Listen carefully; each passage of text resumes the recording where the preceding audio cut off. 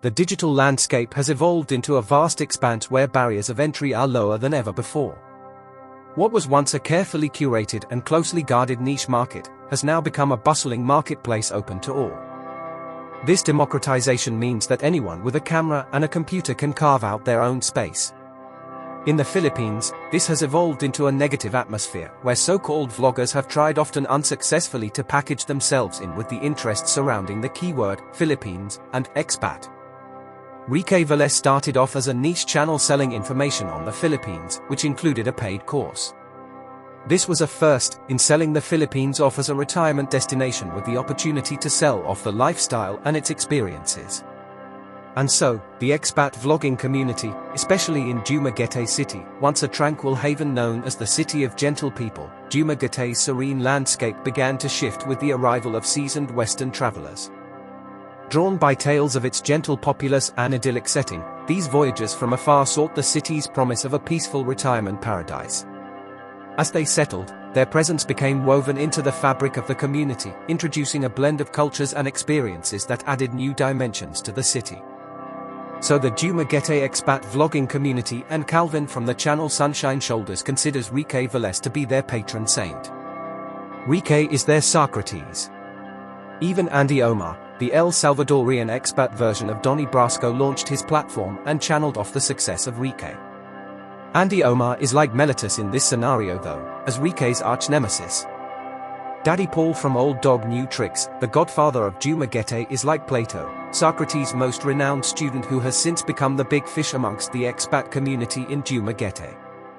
Whenever you mention the words expat vlogger in Dumaguete, one of the first names to come up after is none other than the Old Dog. Daddy Paul often carries an air of authority and mystery. His demeanor is calm and collected, exuding confidence with an undercurrent of intensity and interest. He holds a significant influence within their community. The Philippines YouTube expat community has now evolved into a huge dump of misinformation to misconceptions, where vloggers have tried to sell themselves off as life coaches, physical fitness instructors, financial advisors, and the list goes on. The Philippines expat niche is now filled with these wannabe gurus selling off the Philippines through their shallow experiences and often filling it in with other content that has nothing of value to do with the Philippines. Under the premise of successful YouTube channels, these expats continue to reap off the locals in an attempt to exploit their way of life and culture. From selling dreams of purchasing cruise ships to sex advice using the Philippines, it is now a poaching zone for old Western men who can leverage their finance and resources to buy off social well-being. Let's get some facts straight. The only channel within this category that has been improving and making significant changes that favor YouTube best practices and contributes to content being ranked from this region within this niche is Paul Old Dog New Tricks. The rest are killing the niche by promoting their own self-centered approaches disguised under the keyword Philippines and its related search terms. A prime example would be Every Man Has a Story. Often labeled as a successful channel by its owner, Mark Thornton, it was built off the success of Paul Old Dog New Tricks with an objective of being an interview channel, which has been its only relevance since, while the keyword Philippines continues to be disguised as the fuel to its engine. The channel has more haters than fans, while most subscribers happen to stumble upon certain videos since it has no foundational backing relevant to its niche in the Philippines YouTube expat community. Such practices are killing the niche. There is no community being built around the niche, which is often saturated with misleading facts and information that really has no relevance to the keywords and associated search terms. The Philippines is being openly corrupted in this space. Remember, without the keyword Philippines, most of these expat creators would get no views. The saturation of misleading content can indeed overshadow genuine experiences and valuable information. The reliance on the keyword Philippines for views suggests that there's an audience interested in the country, but they are being underserved by shallow content. Examples of such content often include overgeneralization, content that paints the entire country or its people with a broad brush, ignoring the diversity and complexity of the Philippines. Sensationalism, videos or articles that focus on extreme or isolated incidents to attract views, rather than providing a balanced perspective. Clickbait titles, using sensational or provocative titles that don't accurately reflect the content, just to lure viewers. Unverified facts, presenting opinions or hearsay as facts without proper verification or evidence.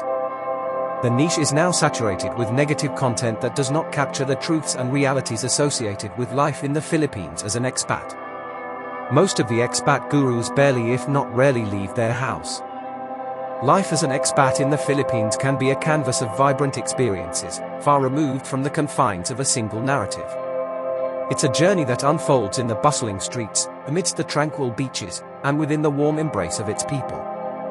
For those over 50, it's not just a retirement plan, it's a chapter filled with potential for growth, learning, and adventure.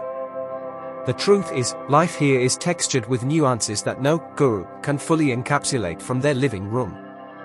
It's in the everyday interactions, the shared smiles with locals, and the unexpected moments of connection that one finds the real essence of expat life. Life here is not a tale of isolation, but one of immersion, a chance to weave one story into the rich tapestry of this land.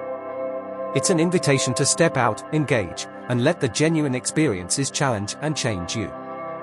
The reality here is that most gurus try to sell off the Philippines as a cemetery for broken old Western men when the fact is that this could be the start to some of the best days of your life. There is a huge difference between a YouTube channel that grew popularity outside of the Philippines expat lifestyle niche and those that have explicitly used the keyword Philippines to grow their channels. This is modern-day exploitation, especially now that the niche is saturated with negative content and serving as a means to self-sustenance without real love and passion for the country and its people. Channels such as Sunshine Shoulders and Every Man Has a Story upload on a daily basis, usually crowding the niche with irrelevant and unsubstantiated facts.